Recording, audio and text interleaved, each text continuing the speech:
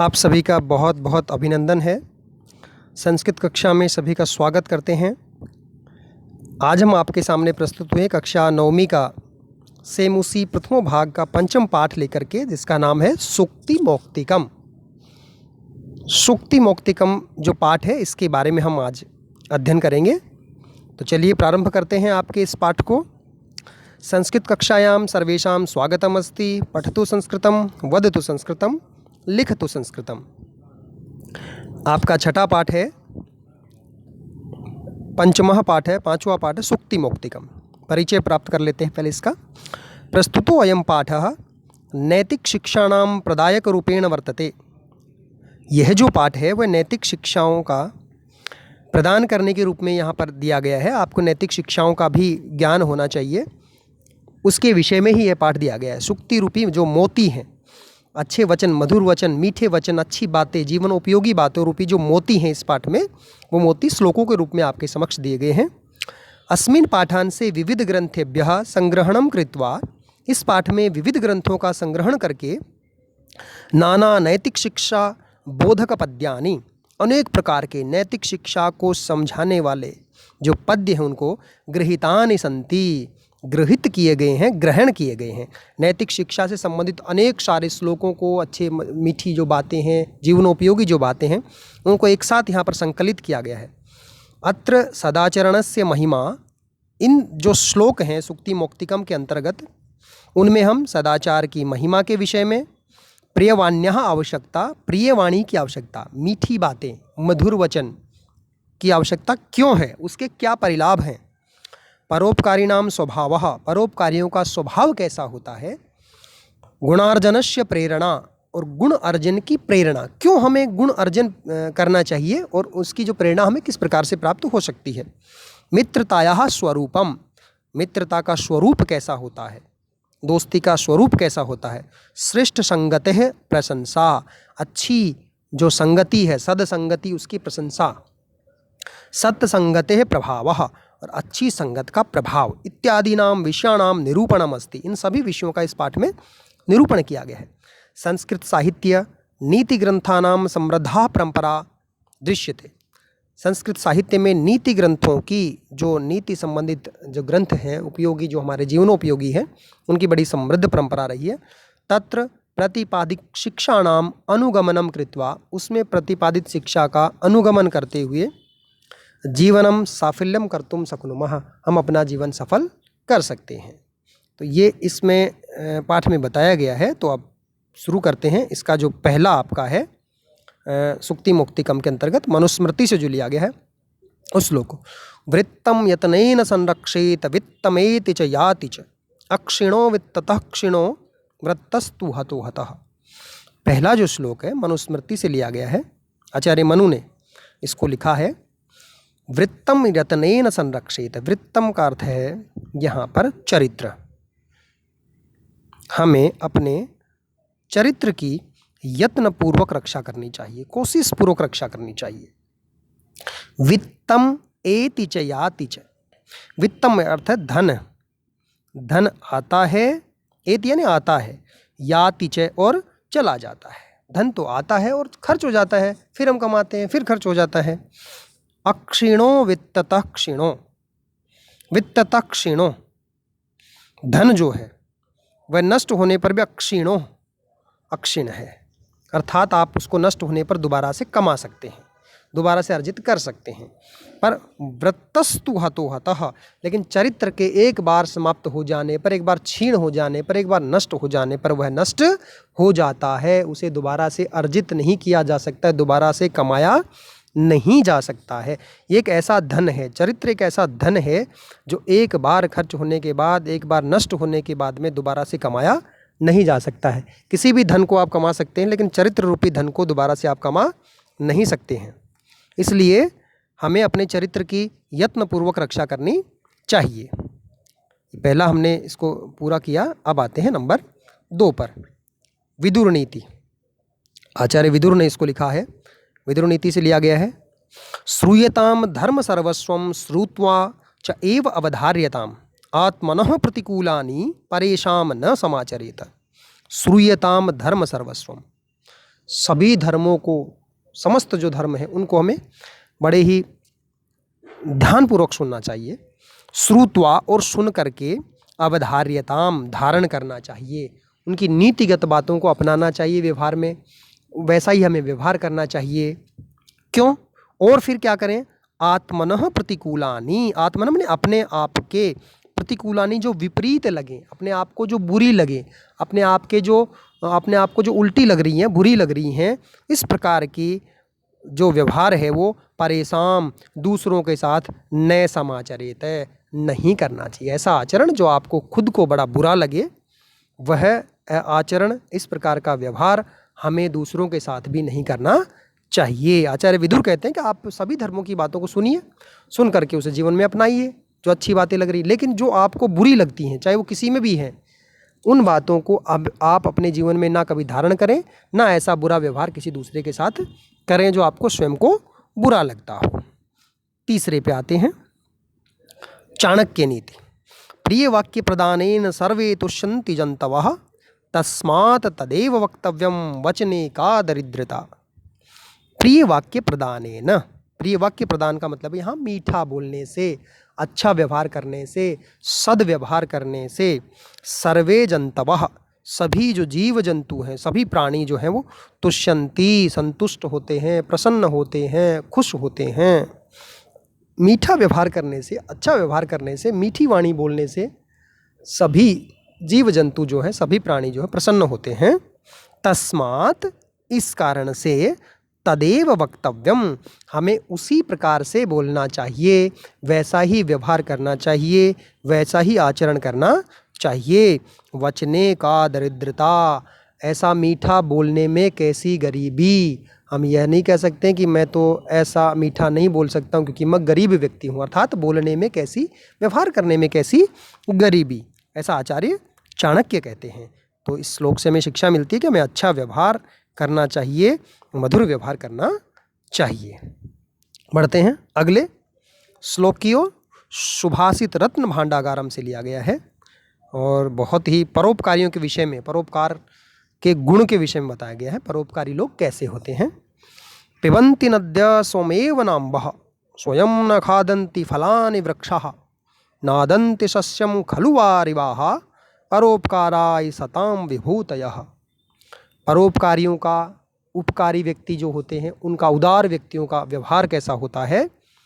नद्यः नदी जो होती है वो स्वमेव स्वयं ही, अपने आप ही, अम्बः न धन अम्बः जल को, न पिबन्ति नहीं पीती है। नदी कभी भी स्वयं अपने पानी को नहीं पीती है, वह सदैव दूसरों के लिए ही जल की व्यवस्था करती, जल को संग्रहित रखती है, एकत्रित रखती है। वृक्षाः जो पेड़ होते हैं वो स्वयं अपने आप फलानी माने फलों को न खादंती नहीं खाते हैं। पेड़ अपने ही फल को स्वयं नहीं खाता है, उस पर लगने वाले फल वो सदैव दूसरे व्यक्तियों को ही देता है, दूसरे व्यक्ति उसके फलों को सदैव खाते हैं। तीसरा है वारिवाह, बादल जो होते हैं वो सस्यम फसलों को न अदंती नहीं प्राप्त करते हैं।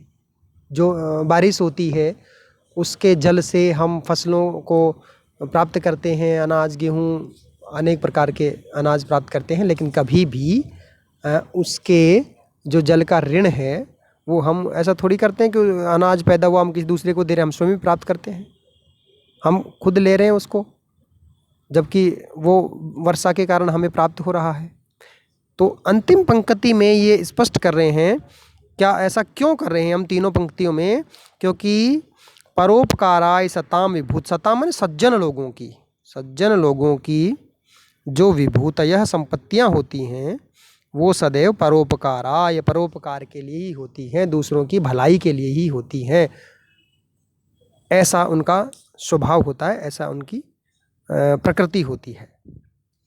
तो इससे हमें ये शिक्षा मिलती है कि हमें भी परोपकार करना चाहिए, दूसरे व्यक्तियों के, दूसरे जीवों के विषय में भी सोचना चाहिए। अगला श्लोक आपका है नंबर 5 पर आता है। मृच्छकटिकम आचार्य शूद्रक के द्वारा लिखित है। मृच्छकटिकम शूद्रक ने लिखा है इसको।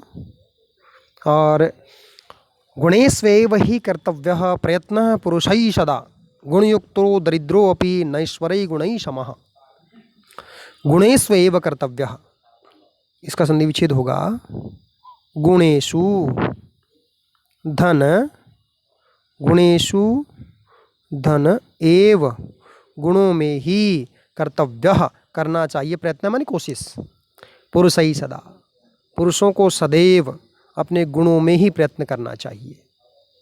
गुणार्जन, गुण को अर्जन करने का ही प्रयास करना चाहिए, अर्थात सद्गुणों की ओर ही प्रवृत्त होना चाहिए, दुर्गुणों की ओर प्रवृत्त नहीं होना चाहिए। क्यों? गुणयुक्तो दरिद्रोपि, गुणयुक्त गरीब व्यक्ति भी, अगर कोई गरीब व्यक्ति है और गुणयुक्त है, वह बहुत धनवान, जो जिसके पास बहुत ऐश्वर्यशाली व्यक्ति है और वो गुणहीन है, उससे कहीं अधिक श्रेष्ठ होता है, उससे कहीं अधिक अच्छा होता है। जो बहुत अधिक संपत्ति वाला व्यक्ति लेकिन वो निर्गुणशाली है, उसमें कोई गुण ही नहीं है, और अगर कोई गरीब व्यक्ति है उसमें बहुत सारे गुण हैं, वो गुणयुक्त है, गुणवान है, तो उससे कहीं अधिक वह श्रेष्ठ होता है। आचार्य शूद्रक ऐसा कहते हैं। अर्थात हमें सदैव गुणों को अर्जन करने का ही प्रयास करना चाहिए। नीति शतक से लिया गया आपका 6वां श्लोक जो है, आचार्य भर्तृहरि के द्वारा यह लिखित है। नीति शतक 100 श्लोक हैं जो हमारे बड़े जीवनोपयोगी हैं, नीति से संबंधित हैं। उन श्लोकों के बारे में ये लिखा गया है, तो मैं इसको आपको स्पष्ट कर देता हूँ। आरंभ गुरुवीक्षैणी क्रमेण लघ्वी पुरा वृद्धिमिति च पश्चात दिनस्य पूर्वार्ध परार्ध भिन्ना छ एव मैत्री खल सज्जनानाम। दिन की जो छाया होती है, उस छाया के समान सज्जनों की और दुर्जनों की मित्रता के विषय में यहाँ पर बताया गया है। आचार्य भर्तृहरि कहते हैं, भर्तृहरि, कि सुबह के समय जो सूर्य जब उदय होता है तो वृक्ष की छाया बहुत लंबी होती है, और धीरे धीरे ज्यों-ज्यों दिन बढ़ता है उसकी छाया धीरे धीरे घटती जाती, कम होती जाती है। और दोपहर के बाद की जो छाया होती है वो बहुत बिल्कुल ही कम होती है, और ज्यों-ज्यों शाम ढलती जाती है त्यों-त्यों वह छाया बढ़ती जाती है। तो आरंभ गुरवी, आरंभ में गुरवी मानी बहुत बड़ी होती है। क्षयिणी क्रमेण, क्षयिणी में नष्ट होती जाती है, क्रम से वह नष्ट होती जाती है, अर्थात कम होती जाती है। आरंभ में बहुत बड़ी होती है वह छाया, और क्रम पूर्वक वह धीरे धीरे कम होती चली जाती है। पुरा, लघ्वी पुरा, पहले बहुत छोटी होती है, वृद्धिमति च पश्चात है, और धीरे धीरे वह वृद्धि करती जाती है, अर्थात बढ़ती हुई जाती है। दिनस्य पूर्वार्ध, दिन के पूर्वार्ध की छाया, परार्ध भिन्ना, और दिन के दोपहर के पश्चात की जो छाया है उसके समान ही, छाये व उसके समान ही, खल सज्जना नाम मैत्री, खल माने दुष्ट लोगों की, और सज्जना नाम माने अच्छे भले लोगों की जो मैत्री होती है वो दोस्ती होती है। अब इसको दोबारा स्पष्ट कर देते हैं। दिन की पूर्वार्ध अर्थात दोपहर से पहले की जो छाया होती है वो प्रारंभ में तो बहुत बड़ी होती है, और धीरे धीरे वह घटती जाती है। यह किसकी मित्रता है? दुर्जनों की मित्रता। पहले बहुत घनिष्ठ मित्रता दिखाएंगे, और धीरे धीरे उनकी मित्रता कम होती जाती है, और एक दिन बिल्कुल समाप्त हो जाती है। और दिन के परार्ध की छाया था, दोपहर के बाद की जो छाया होती है, जो लघ्वी पुरा, पहले बहुत छोटी होती है, लेकिन वृद्धिमती च पश्चात है, ज्यों-ज्यों दिन आगे बढ़ता जाएगा, दिन ढलता जाएगा, वह छाया धीरे धीरे बढ़ती जाती है। यह मित्रता होती है सज्जनों की। पहले उनकी मित्रता बहुत कम होती है, लेकिन जैसे जैसे सज्जनों की मित्रता बढ़ती जाती है वैसे वैसे वो मित्रता बहुत घनिष्ठ होती जाती है, वो आपका साथ नहीं छोड़ते हैं। जिस तरह से दिन दोपहर के बाद की जो छाया धीरे धीरे बढ़ती जाती है और अंत में वह उसी में विलीन हो जाती है, तो सज्जनों की मित्रता वो अंत में इतनी प्रगाढ़ हो जाती है कि उनमें अंतर करना ही बड़ा मुश्किल हो जाता है। तो इस श्लोक से हमें शिक्षा मिलती है कि हमें सज्जनों की तलाश करके उन्हीं के साथ हमें मित्रता करनी चाहिए, दुर्जनों से हमें बच के रहना चाहिए। अंतिम इसमें 7वां जो है वो श्लोक लिया गया है, यत्रापि कुत्रापि गता भवेयुः हंसः महीमण्डलमण्डनाय हानिस्तु तेषां हि सरोवराणां येषां मरालय सविप्रयोगः। यत्रापि कुत्रापि, यत्रापि का संधि विच्छेद होगा, यत्र धन अपि और तत्रापि का हो गया बिल्कुल, तत्र धन अपि। यत्रापि जहाँ भी, कुत्रापि कहाँ भी, जहाँ कहीं भी, गता भवेयुः जावे या जाने चाहिए, हंसः हंस, महीमण्डल मंडनाय धरती की शोभा बढ़ाने के लिए ही होते हैं। हंस जहाँ कहीं भी चले जाएं वो पृथ्वी की उस स्थान की शोभा बढ़ाने के लिए ही होते हैं। अगर हंस एक स्थान से छोड़ करके जिस स्थान पर वो रह रहे थे वहाँ उस स्थान की शोभा को बढ़ा रहे थे, उस स्थान को छोड़ करके वो अन्यत्र स्थान पर चले जाएंगे, वहाँ जाकर भी उस स्थान की, उस भूमि की, उस जगह की वो सुंदरता को, शोभा को बढ़ाते ही हैं। हानिस्तु तेषां ही सरोवराणाम है, सरोवर यानी तालाब, हानि तो उस तालाब की है जिस स्थान पर वो रह रहे, जिस तालाब में वो रह रहे थे उस तालाब की ही विशेष रूप से हानि है। कब हानि है? ये शाम मरालय सविप्रयोगः, जिनके साथ हंसों का वियोग हुआ है, या जिस तालाब को हंस छोड़ कर के जा रहे हैं, जिस स्थान को वो छोड़ कर जा रहे हैं, हानि तो केवल और केवल उस स्थान की है, उस तालाब की है, क्योंकि उसकी सुंदरता में वहाँ कमी हो जाती है, उसकी सुंदरता वहाँ पर घट जाती है। लेकिन हंस सदैव जहाँ जाते हैं, अर्थात श्रेष्ठ व्यक्ति जहाँ कहीं होते हैं, वो सदैव उस स्थान की शोभा को, सुंदरता को बढ़ाते हैं। जिस स्थान को वो श्रेष्ठ व्यक्ति, अच्छे सज्जन लोग छोड़ कर जाते हैं, केवल उस स्थान की हानि होती है, सज्जनों की हानि कभी नहीं होती है। आगे बढ़ते हैं अगले श्लोक की ओर। हितोपदेश नारायण पंडित के द्वारा लिखित है, इसको देखते हैं। हितोपदेश से लिया गया है ये, और ये किसके द्वारा लिखित है? नारायण पंडित के द्वारा। गुणा गुणज्येषु गुणा भवन्ति ते निर्गुणं प्राप्य भवन्ति दोषः आस्वाद्यतो यः प्रभवन्ति नद्यः समुद्रमासाद भवन्त्यपेयः। यहाँ नारायण पंडित कवि कहते हैं, गुणः गुण, गुणज्येषु गुण जानने वालों में, जो गुणों के पारखी लोग होते हैं, गुणों को पहचानते, गुणों को जानते हैं, उनमें गुणः भवन्ति, गुण होते हैं।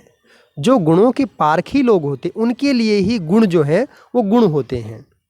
ते निर्गुणम प्राप्य, ते माने वे, ये ते शब्द किसके लिए है? गुणों के लिए। जो गुण होते हैं वो निर्गुणम प्राप्य, गुणहीन व्यक्ति को प्राप्त होकर के भवन्ति दोषः, दोष बन जाते हैं। गुणहीन व्यक्ति के पास यदि गुण चले जाते हैं तो वो दोष बन जाते हैं। इसका उदाहरण दिया है यहाँ पर कवि ने।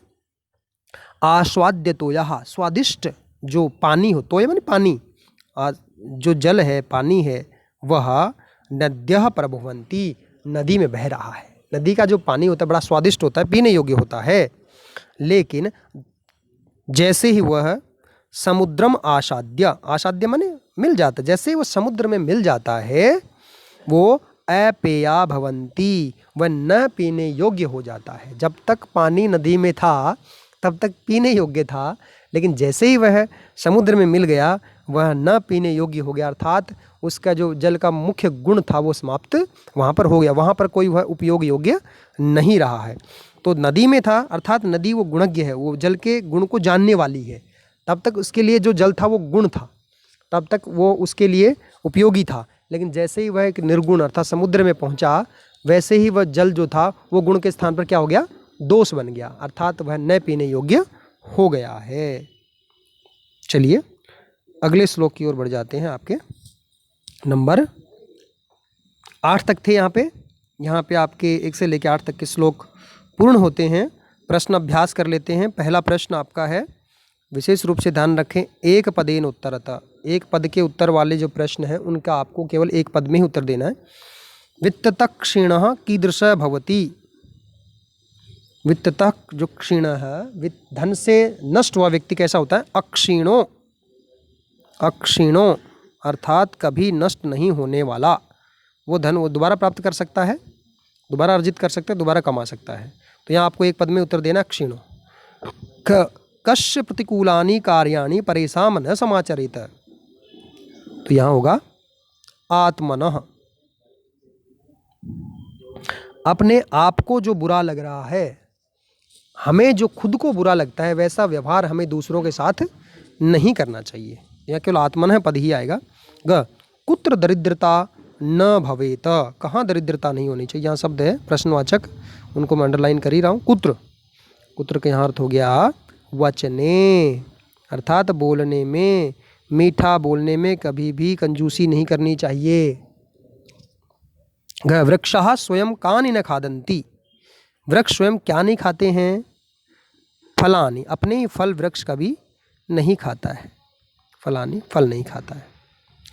का पुरा लघवी भवती, छाया, एक पद में उत्तर आएगा छाया, प्रश्नवाचक शब्द है का। दूसरा है संस्कृत भाषायाम पूर्ण वाक्येन उत्तरत, पूर्ण वाक्य में आपको उत्तर देना है।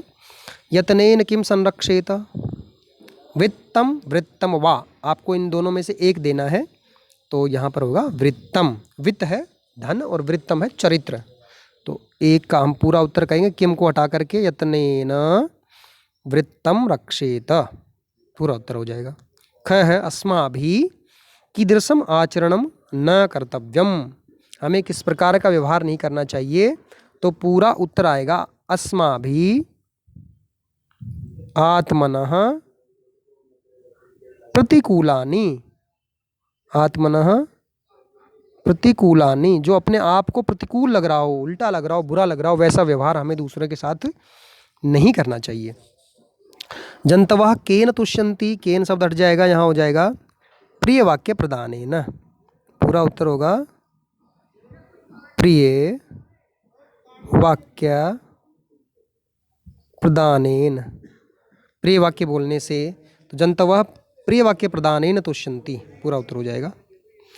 सज्जनानां मैत्री कीदृशी भवति, सज्जनों की मित्रता कैसी होती है, घय वाला है। दिनस्य परार्ध छाया भिन्ना, दिनस्य परार्ध छायेव, दिन के परार्ध की छाया के समान। सरोवराणां हानि कदा भवति, तालाब की हानि कब होती है। मरालय सविप्रयोगः, जब उनका हंसों के साथ वियोग होता है तब उनकी हानि होती है। आपको पूर्ण वाक्य में इनका उत्तर देना है। तीसरे प्रश्न की ओर चलते हैं। क स्तंभ को ख स्तंभ से मिलान करना है आपको। जैसे आस्वाद, एक में विशेषण पद जो विशेषता बताने वाले हैं, और एक में है विशेष्य पद। विशेष्य होता संज्ञा, विशेष्य क्या होता है, संज्ञा पद जिसकी विशेषता बताई जा रही है। तो आस्वाद्य तोयः, आस्वाद्य तोयः जो है इसका मिलान करेंगे हम कैसे, नद्यः, पानी जो है नदी का वो पीने योग्य होता है। गुणयुक्तः दरिद्रः, गुणयुक्त गरीब व्यक्ति भी, उसमें श्लोक में आया था, वह गुणहीन धनवान से कहीं श्रेष्ठ होता है। दिनस्य पूर्वार्ध छाया भिन्ना, दिन के पहले की जो छाया होती है वो दुर्जन लोगों की होती है, और दिन के परार्ध की जो छाया होती है सज्जन लोगों के समान होती, धीरे धीरे बढ़ती जाती है। यहाँ आपको ये मिलान करना है। तो अब चलते हैं प्रश्न नंबर 4 की तरफ। चौथा प्रश्न है, आपको इसको श्लोक का हिंदी भाषा में अनुवाद करना है, तो वो आपको करा ही चुके हैं। तो 5वें प्रश्न पे सीधी चर्चा करते हैं। इसमें भिन्न प्राकृतिक पद वाला आपको ढूंढना है। जैसे वक्तव्यम, कर्तव्यम, हंतव्यम में तव्यत प्रत्यय है। कौन सा प्रत्यय लग रहा है, तव्यत प्रत्यय लग रहा है, लेकिन सर्वस्वम में तव्यत प्रत्यय नहीं लग रहा है, ये भिन्न पद हो गया। ख में देखते हैं, यत्नेन तृतीय विभक्ति, प्रिय वाक्य प्रदानेन तृतीय विभक्ति, मरालेन तृतीय विभक्ति एक वचन, वचने शब्द में सप्तमी विभक्ति है, ये भिन्न हो गया। ग श्रूयताम, सुनिए, अवधार्यताम, धारण कीजिए, क्षम्यताम, क्षमा कीजिए, धनवताम, यहाँ भिन्नता है, यह भिन्न पद हो गया। यहाँ पर जंतवः बहुवचन है, नद्यः बहुवचन है, विभूतयः बहुवचन है, परितः यानी कि चारों ओर, ये भिन्न पद हो गया। तो ये आपका हो गया प्रश्न नंबर 5। आगे बढ़ते हैं नंबर 6 की ओर। छठे में है, नीचे जो आपके गहरे शब्द, काले शब्द दिए गए हैं, उनके स्थान पर प्रश्नवाचक शब्द बनाने आपको। वृत्ततः, तो यहाँ आएगा कुतः। कुतः क्षीण हतः भवति, अंत में प्रश्नवाचक चिन्ह लगा देंगे। ख धर्म सर्वस्वम, तो यहाँ हो जाएगा किम, मैं यहाँ आगे लिख रहा हूँ, किम श्रुत्वा अवधार्यताम, प्रश्नवाचक चिन्ह। गेहे वृक्षाः फलम न खादन्ति, बहुवचन में हो जाएगा यहाँ पर के फलम न खादन्ति, और प्रश्नवाचक चिन्ह जरूर लगाना है आपको। और अंतिम है खलानाम मैत्री आरंभ गुरुवी भवति, तो इसका हो जाएगा केशाम मैत्री आरंभ गुरुवी भवति, अंत में प्रश्नवाचक चिन्ह आ जाएगा। यह आपका हो गया प्रश्न नंबर 6। 7वां है, आपको लोट लकार में बदलने सारे जितने भी यहाँ पर दे रखे हैं। पठती का हो गया जैसे पठतु, संति का हो जाएगा संतु,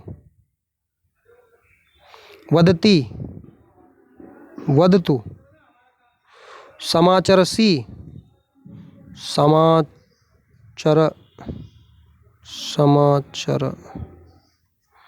और संरक्षन्ति संरक्षन्तु,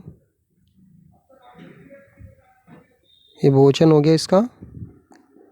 और करोमि, यह हो जाएगा